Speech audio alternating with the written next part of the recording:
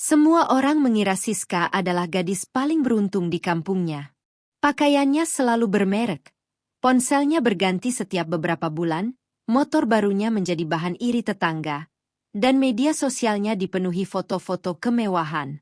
Tidak ada yang tahu bahwa setiap sen yang ia hamburkan berasal dari keringat ibunya yang bekerja sebagai TKI di Arab Saudi.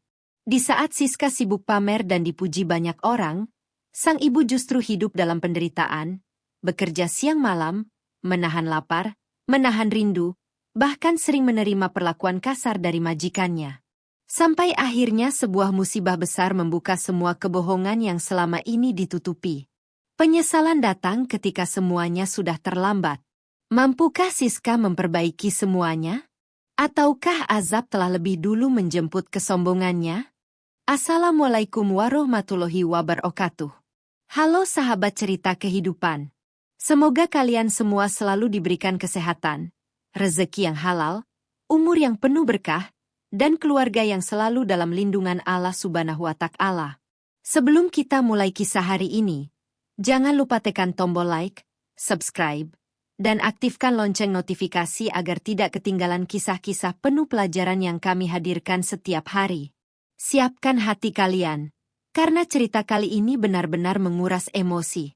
Kisah tentang seorang anak yang terlena oleh kemewahan, sementara ibunya mempertaruhkan nyawa di negeri orang demi melihat putrinya hidup bahagia. Mari kita mulai kisahnya. Pagi itu suasana desa Sukamaju tampak ramai. Jalanan mulai dipenuhi warga yang berangkat bekerja, anak-anak sekolah berlarian, dan para ibu berkumpul di warung sambil berbincang. Di tengah kesederhanaan desa itu, perhatian semua orang tertuju pada seorang gadis bernama Siska. Dengan pakaian modis, tas mahal, sepatu keluaran terbaru, dan motor baru berwarna putih mengilap, ia melintas sambil tersenyum bangga. Banyak orang memandang kagum. Tidak sedikit yang berbisik bahwa Siska adalah contoh anak muda sukses yang hidup berkecukupan. Siska menikmati semua tatapan itu. Ia sengaja memperlambat laju motornya ketika melewati kerumunan warga. Dalam hatinya tumbuh rasa bangga yang semakin hari semakin besar. Ia merasa menjadi gadis paling berhasil di kampung tersebut. Setiap kali ada yang memuji penampilannya, senyumnya semakin lebar. Ia bahkan mulai percaya bahwa kemewahan adalah ukuran keberhasilan seseorang. Setelah tiba di sebuah kafe di kota, Siska langsung memesan berbagai makanan mahal. Ia mengambil puluhan foto dari berbagai sudut sebelum menyentuh makanannya sedikit pun. Semua foto itu kemudian diunggah ke media sosial dengan tulisan yang membuat banyak orang iri. Dalam hitungan menit, ratusan tanda suka dan komentar berdatangan.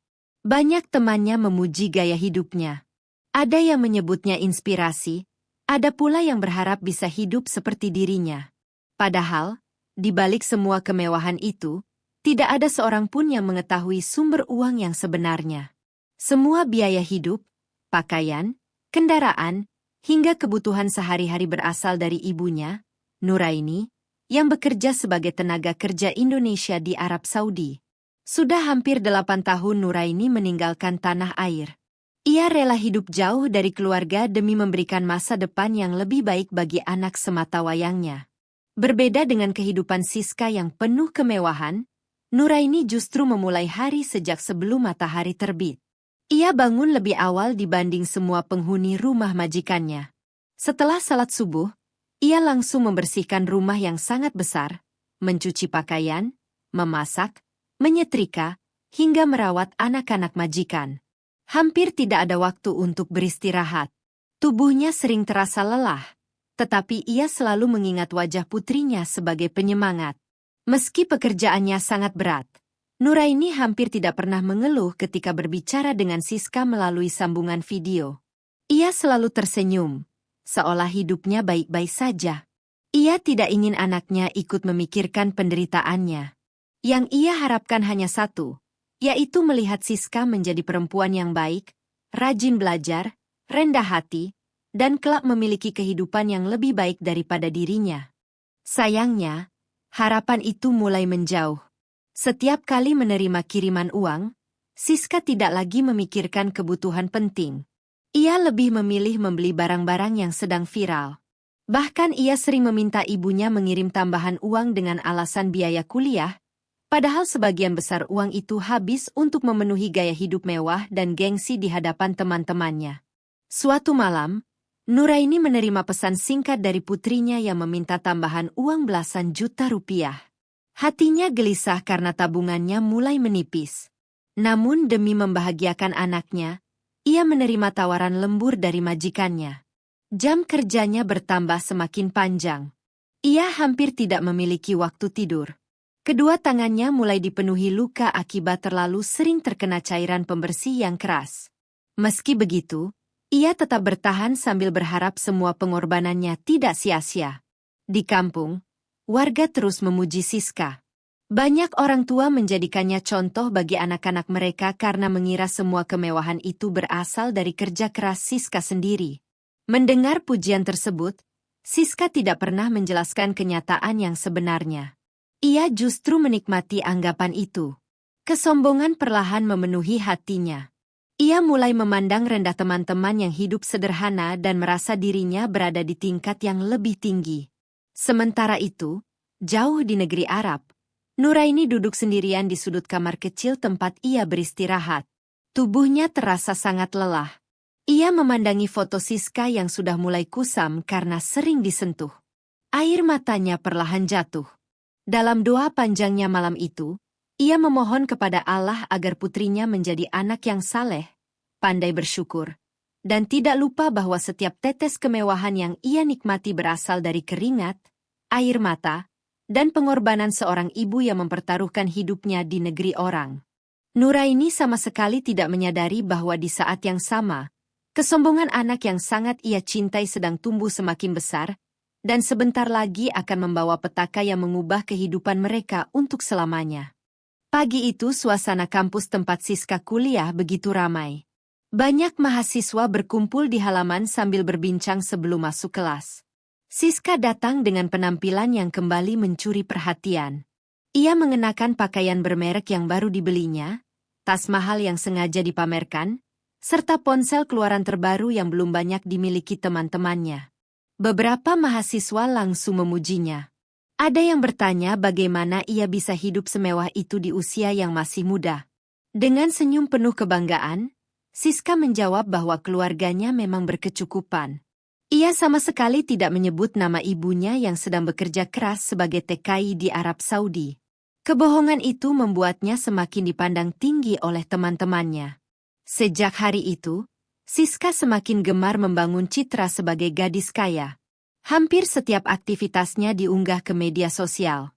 Ia sengaja memotret makanan mahal, tempat wisata, pakaian baru, hingga uang tunai yang sebenarnya berasal dari kiriman ibunya. Ribuan pengikutnya terus bertambah. Banyak orang meninggalkan komentar penuh pujian.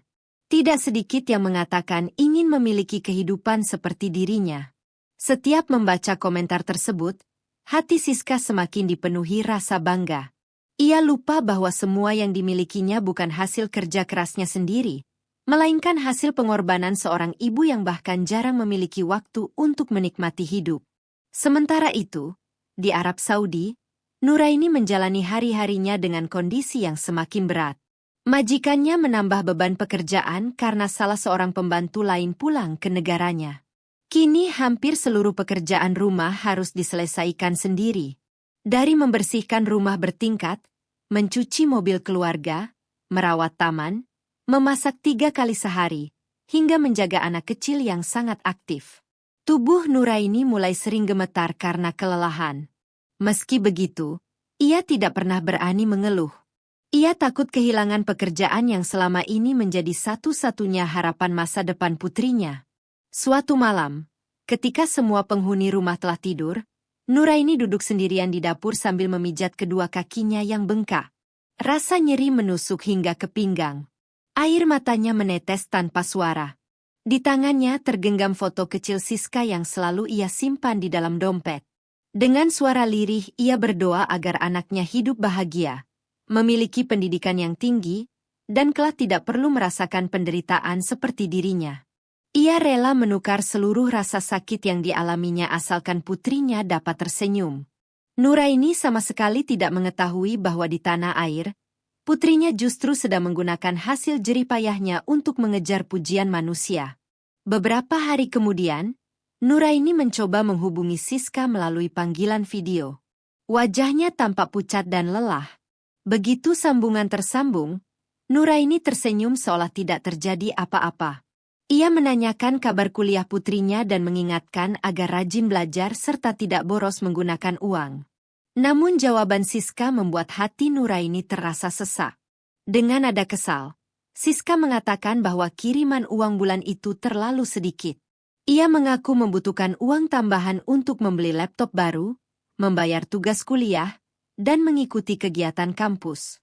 Padahal, sebagian besar uang itu akan digunakan membeli perhiasan dan membayar liburan bersama teman-temannya. Nuraini sebenarnya ingin mengatakan bahwa dirinya sudah sangat kesulitan. Ia bahkan belum menerima gaji lembur selama 2 bulan. Namun setiap kali mendengar suara putrinya meminta bantuan, hatinya selalu luluh. Ia hanya mengangguk sambil tersenyum dan berjanji akan berusaha mengirimkan uang tambahan secepat mungkin.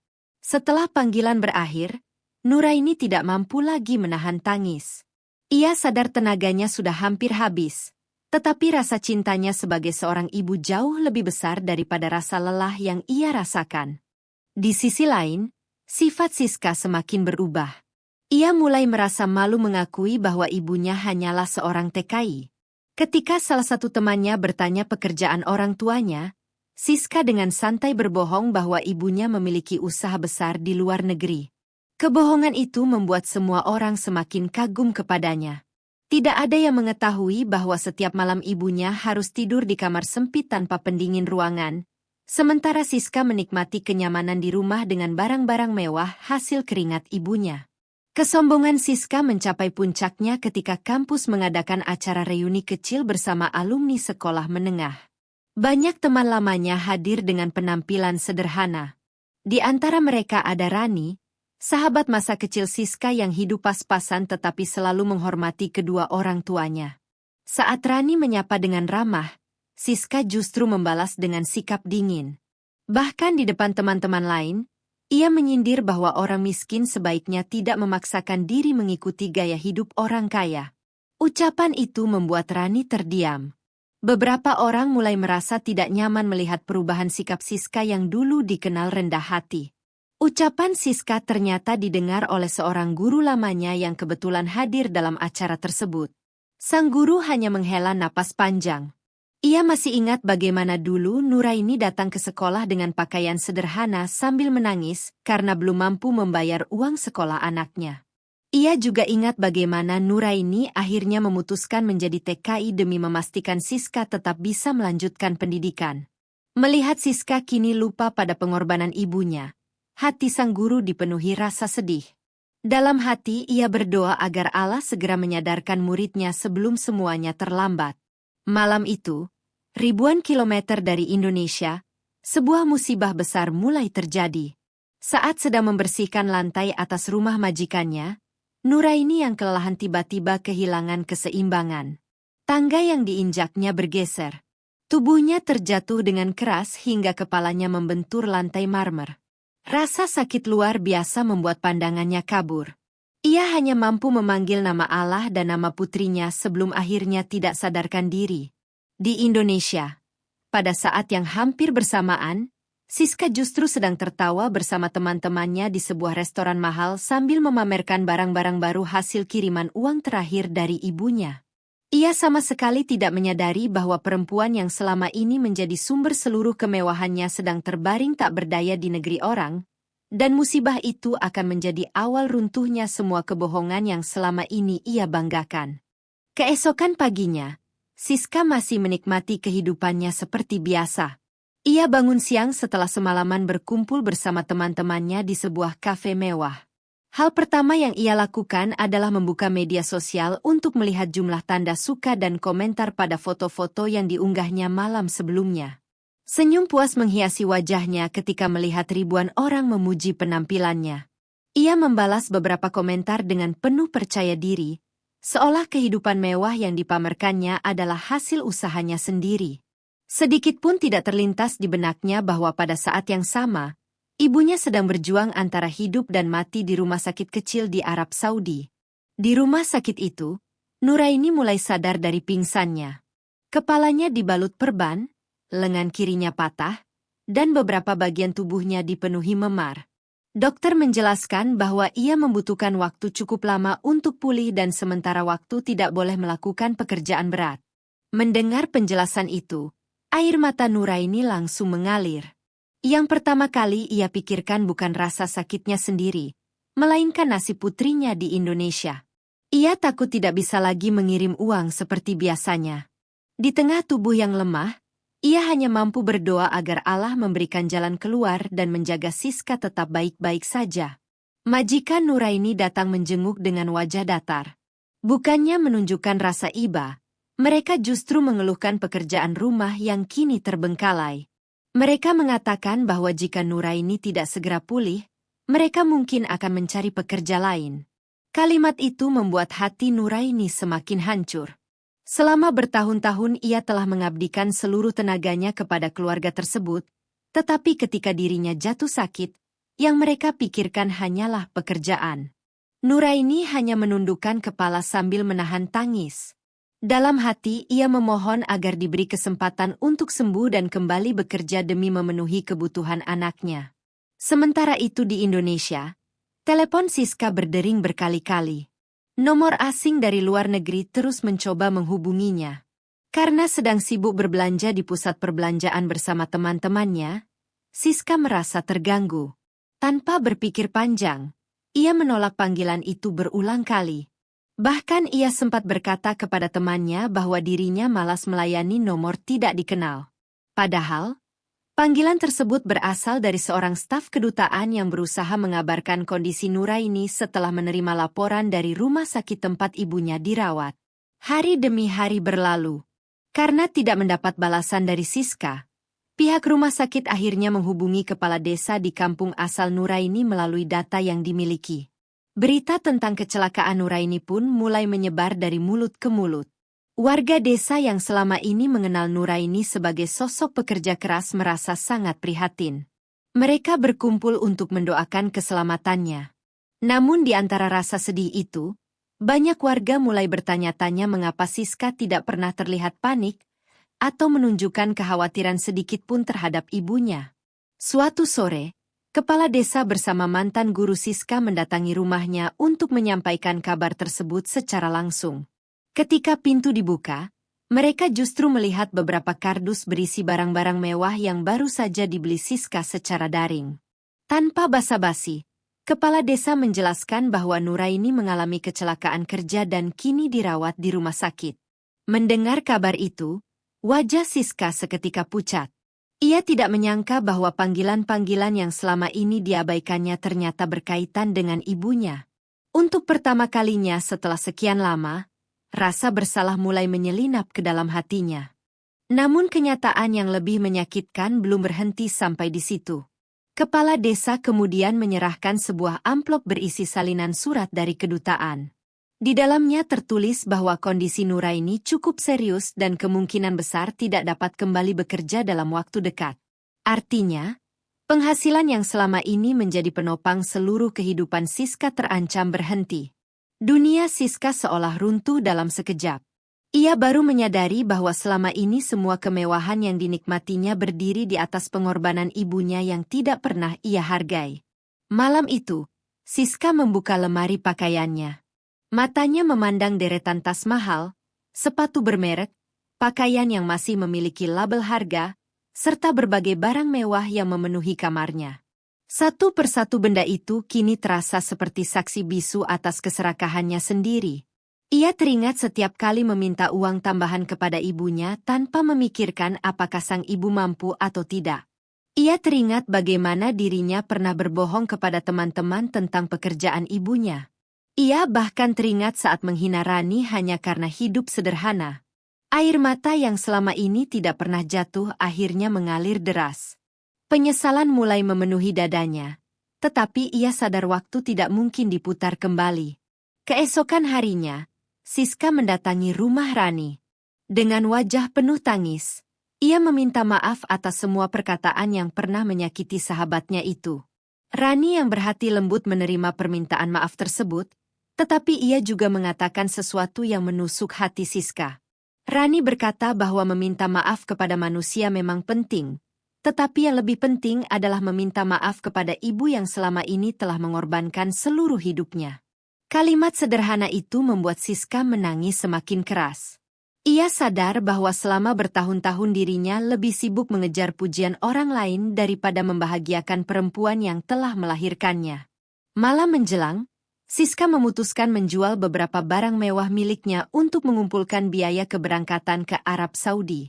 Ia ingin menemui ibunya secara langsung, memohon ampun, memeluknya, dan mengucapkan terima kasih atas semua pengorbanan yang selama ini tidak pernah ia hargai. Namun di saat ia mulai menyusun rencana, telepon kembali berdering dari nomor luar negeri. Dengan tangan gemetar, ia mengangkat panggilan tersebut. Dari seberang sana terdengar suara petugas rumah sakit yang mengatakan bahwa kondisi Nuraini tiba-tiba kembali kritis dan sedang menjalani penanganan darurat. Mendengar kabar itu, tubuh Siska langsung lemas. Ponsel terjatuh dari tangannya, sementara air mata bercucuran tanpa henti. Untuk pertama kalinya dalam hidup, ia benar-benar merasakan ketakutan kehilangan satu-satunya orang yang selalu mencintainya tanpa syarat. Ia hanya mampu bersujud sambil menangis, berharap Allah masih memberinya kesempatan untuk menebus semua kesalahan yang telah dilakukan sebelum semuanya benar-benar terlambat. Malam itu rumah Siska yang biasanya dipenuhi suara musik dan tawa mendadak berubah sunyi. Sejak menerima kabar bahwa kondisi ibunya semakin kritis, ia tidak sanggup lagi menyentuh makanan maupun membuka media sosial. Seluruh pikirannya dipenuhi wajah Nuraini yang selama bertahun-tahun selalu tersenyum setiap kali meneleponnya. Meskipun kini ia sadar senyum itu hanyalah cara sang ibu menyembunyikan penderitaan. Untuk pertama kalinya, Siska merasa begitu kecil di hadapan pengorbanan ibunya. Ia berulang kali memeluk foto lama mereka sambil menangis, dan memohon agar Allah memberikan kesempatan untuk bertemu kembali. Keesokan harinya, Siska mulai menjual barang-barang mewah yang selama ini menjadi kebanggaannya. Tas bermerek, sepatu mahal, jam tangan, perhiasan, hingga motor yang sering dipamerkannya di media sosial satu persatu ditawarkan kepada orang lain. Namun kenyataan tidak semudah yang ia bayangkan. Harga barang bekas jauh lebih murah daripada harga saat dibeli. Dalam beberapa jam saja, ia menyadari bahwa puluhan juta rupiah yang dulu dihamburkan dengan mudah kini hanya tersisa sebagian kecil. Setiap barang yang keluar dari rumah terasa seperti tamparan keras yang mengingatkannya pada kebodohannya sendiri. Di kampung, kabar tentang kondisi Nuraini mulai menyebar semakin luas. Warga yang dulu memuji Siska kini mengetahui bahwa seluruh kemewahan yang ia nikmati berasal dari jerih payah ibunya sebagai TKI di Arab Saudi. Banyak yang terkejut karena selama ini Siska selalu memberi kesan seolah berasal dari keluarga kaya raya. Beberapa orang mulai membicarakan kebohongan yang telah ia bangun bertahun-tahun. Pujian yang dahulu memenuhi telinganya kini berubah menjadi bisikan penuh kekecewaan.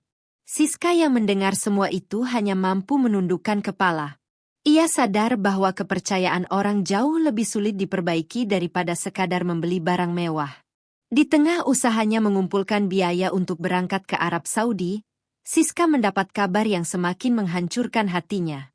Agen penyalur tempat ibunya bekerja menghubungi kepala desa dan menjelaskan bahwa selama ini Nuraini sering mengambil pekerjaan lembur atas kemauannya sendiri demi memperoleh tambahan penghasilan. Bahkan beberapa kali ia menolak waktu istirahat hanya karena ingin memenuhi permintaan uang dari putrinya. Mendengar penjelasan itu, lutut Siska langsung lemas. Ia baru mengetahui bahwa setiap tas, pakaian, dan telepon genggam yang dibelinya ternyata dibayar dengan waktu tidur, kesehatan, bahkan keselamatan ibunya sendiri. Malam harinya, Siska masuk ke kamar dan membuka sebuah kotak tua yang selama ini tidak pernah ia sentuh. Di dalamnya terdapat surat-surat yang dikirim Nuraini sejak tahun pertama bekerja di Arab Saudi. Selama ini surat-surat itu hanya ia simpan tanpa pernah dibaca. Dengan tangan gemetar, Siska membuka satu demi satu lembaran yang mulai menguning. Dalam setiap surat, Nuraini selalu menuliskan doa agar putrinya menjadi anak yang jujur, rendah hati, rajin beribadah, dan tidak pernah malu mengakui siapa ibunya. Tidak ada satupun kalimat yang mengeluhkan penderitaan. Yang ada hanyalah kasih sayang seorang ibu yang begitu tulus. Membaca surat-surat itu membuat tangisan Siska pecah semakin keras. Ia merasa menjadi anak yang paling durhaka karena telah mengabaikan cinta sebesar itu. Keesokan paginya, Siska mendatangi rumah mantan gurunya. Dengan wajah sembab dan mata yang bengkak karena semalaman menangis, ia meminta maaf atas sikap sombong yang selama ini diperlihatkannya. Sang guru mempersilahkannya masuk dan mendengarkan semua pengakuannya tanpa memotong sedikit pun. Setelah Siska selesai bercerita, sang guru berkata dengan suara lembut bahwa Allah selalu membuka pintu taubat bagi siapa saja yang benar-benar menyesal. Namun penyesalan harus dibuktikan dengan perubahan, bukan hanya air mata. Kalimat itu menancap kuat di hati Siska. Ia bertekad jika ibunya diberi kesempatan sembuh, ia akan mengubah seluruh hidupnya. Sementara itu di Arab Saudi, kondisi Nuraini mulai sedikit membaik setelah menjalani beberapa hari perawatan intensif. Meski demikian, dokter menegaskan bahwa cedera pada lengan dan kepalanya membuatnya belum bisa kembali bekerja. Saat seorang perawat memberikan telepon agar ia dapat berbicara dengan putrinya, Nuraini langsung tersenyum meski wajahnya masih pucat. Begitu mendengar suara ibunya, Siska menangis tanpa henti.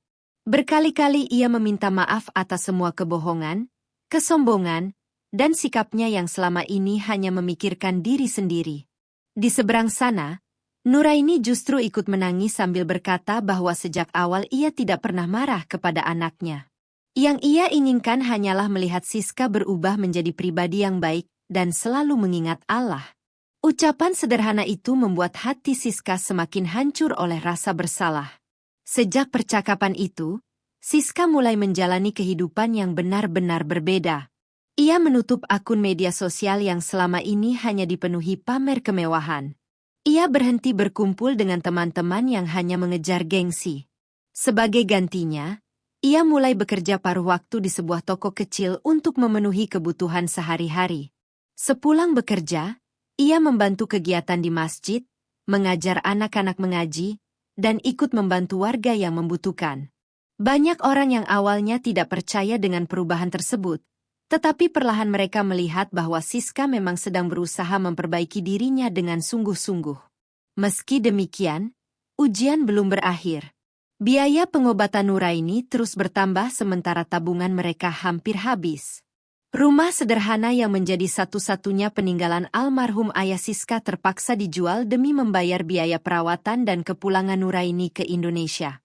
Ketika menandatangani surat penjualan rumah itu, Siska kembali menangis. Dulu ia menghabiskan uang puluhan juta tanpa berpikir panjang. Tetapi kini ia harus kehilangan rumah yang penuh kenangan demi menyelamatkan ibunya. Ia menerima semua itu dengan ikhlas karena sadar inilah akibat dari kesalahan yang selama ini ia lakukan. Beberapa minggu kemudian, kabar yang selama ini dinantikan akhirnya datang. Dokter menyatakan kondisi Nuraini cukup stabil dan diizinkan pulang ke Indonesia untuk melanjutkan pemulihan. Seluruh warga desa ikut bersyukur mendengar berita tersebut. Namun saat pesawat yang membawa Nuraini mendarat, tidak ada lagi kemewahan yang menyambutnya. Tidak ada motor baru, pakaian mahal, atau rumah megah. Yang menunggu di bandara hanyalah Siska dengan pakaian sederhana, wajah penuh penyesalan, dan kedua tangan yang gemetar menahan tangis. Begitu melihat ibunya keluar dengan langkah pelan sambil menggunakan tongkat penyangga, Siska langsung berlari memeluknya erat. Ia menangis sejadi-jadinya di pelukan perempuan yang selama ini menjadi sumber seluruh kebahagiaannya.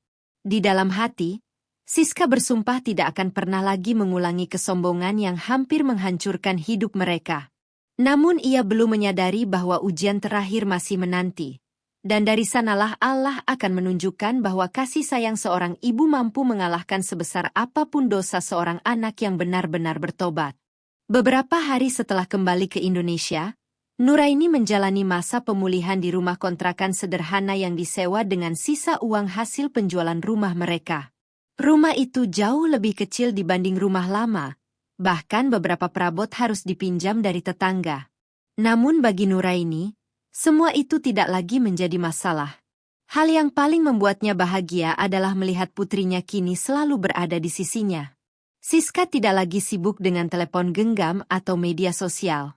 Sejak pagi hingga malam, ia dengan sabar membantu ibunya berjalan, menyiapkan makanan, memberikan obat, dan memastikan ibunya beristirahat dengan cukup.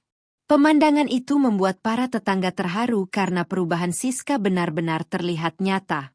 Hari demi hari berlalu, kehidupan mereka memang jauh dari kata mewah.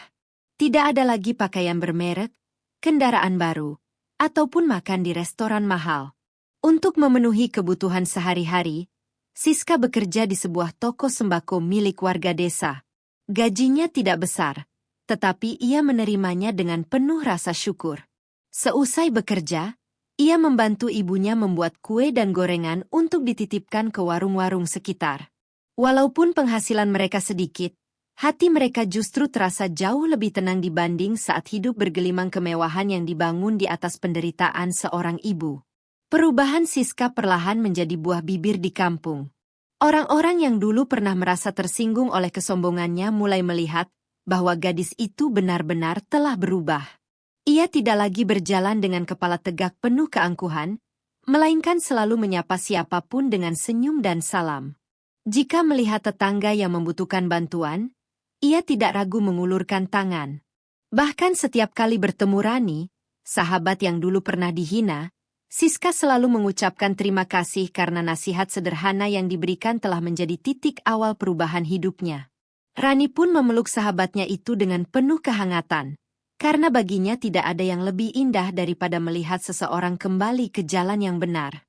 Suatu sore, mantan guru Siska datang berkunjung ke rumah kontrakan mereka. Beliau melihat Nuraini yang masih menggunakan tongkat, tetapi wajahnya kini jauh lebih tenang. Di sampingnya, Siska sedang membantu membungkus kue untuk dijual keesokan harinya. Sang guru tersenyum haru. Ia berkata bahwa inilah kekayaan yang sesungguhnya, yaitu keluarga yang saling menyayangi, hati yang dipenuhi rasa syukur, dan kehidupan yang dijalani dengan kejujuran. Mendengar kata-kata itu, Siska kembali meneteskan air mata.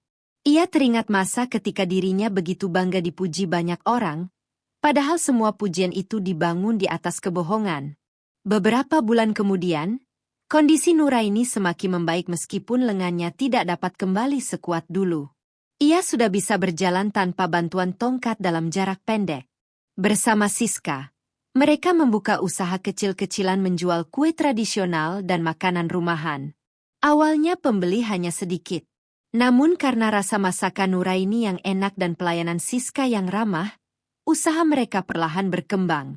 Banyak warga sengaja membeli dagangan mereka bukan hanya karena kualitasnya, tetapi juga karena menghargai perjuangan ibu dan anak yang berhasil bangkit dari keterpurukan. Suatu hari, seorang pemuda datang memesan kue dalam jumlah besar untuk sebuah acara di kota. Pesanan itu menjadi titik balik usaha mereka. Dari keuntungan yang diperoleh, Siska tidak lagi membeli barang-barang mewah seperti dulu. Ia justru memperbaiki dapur kecil agar ibunya bisa memasak dengan lebih nyaman. Ia juga mulai menyisihkan sebagian penghasilannya untuk bersedekah kepada anak-anak yatim dan membantu keluarga yang mengalami kesulitan ekonomi. Setiap kali mengeluarkan uang, ia selalu teringat betapa berat perjuangan ibunya memperoleh setiap lembar rupiah. Kini ia benar-benar memahami arti dari hasil kerja keras.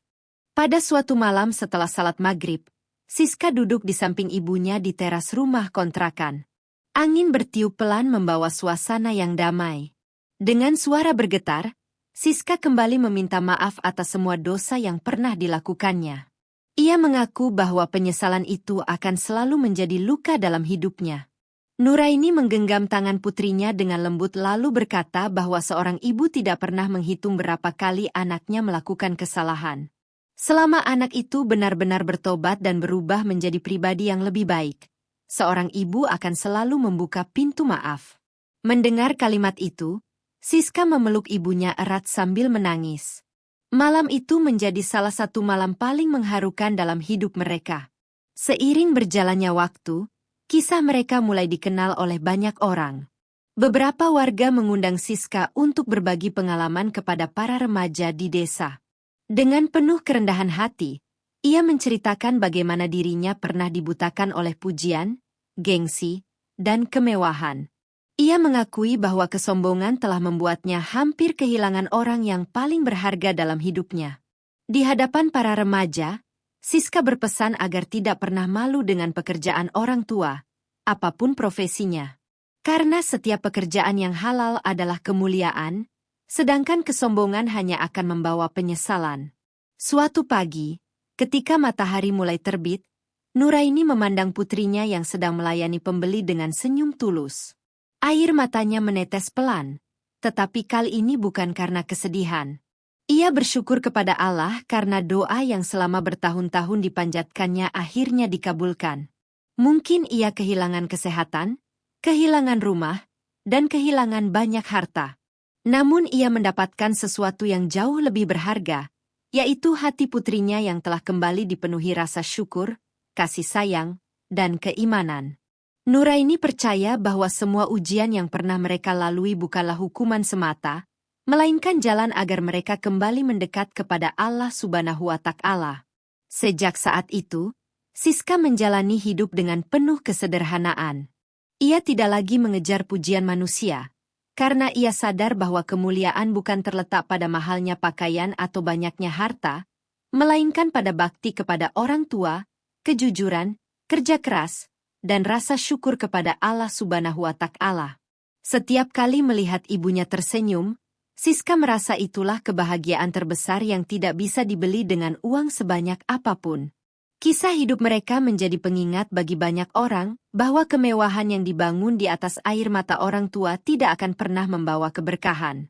Sebaliknya, kehidupan sederhana yang dipenuhi cinta, syukur, dan bakti kepada orang tua akan selalu menghadirkan ketenangan yang sejati. Sahabat cerita kehidupan, jangan pernah malu dengan pekerjaan orang tua kita. Apapun profesinya, selama dilakukan dengan cara yang halal, itulah pekerjaan yang mulia di hadapan Allah Subhanahu wa Ta'ala. Jangan biarkan gengsi dan keinginan dipuji membuat kita lupa pada pengorbanan ayah dan ibu yang telah berjuang tanpa mengenal lelah demi masa depan kita. Harta, jabatan, dan kemewahan hanyalah titipan yang bisa hilang kapan saja. Tetapi kasih sayang orang tua adalah anugerah yang tidak akan pernah bisa tergantikan. Selagi mereka masih ada, hormatilah, bahagiakanlah, dan doakan mereka setiap hari. Jangan menunggu penyesalan datang ketika kesempatan itu sudah tidak ada lagi. Semoga kisah ini menjadi pengingat bagi kita semua untuk selalu bersyukur, rendah hati, berbakti kepada orang tua, dan tidak pernah melupakan Allah Subhanahu wa Ta'ala dalam setiap langkah kehidupan. Terima kasih telah mengikuti kisah ini hingga akhir. Jika cerita ini memberikan pelajaran dan menyentuh hati Anda, jangan lupa dukung channel Cerita Kehidupan dengan menekan tombol like, subscribe, komen, dan aktifkan lonceng notifikasi agar tidak ketinggalan kisah-kisah inspiratif lainnya yang penuh hikmah. Bagikan juga cerita ini kepada keluarga, sahabat, dan orang-orang yang Anda sayangi agar semakin banyak yang dapat mengambil pelajaran darinya. Saya pamit undur diri. Wassalamualaikum warahmatullahi wabarakatuh. Sampai jumpa di kisah berikutnya.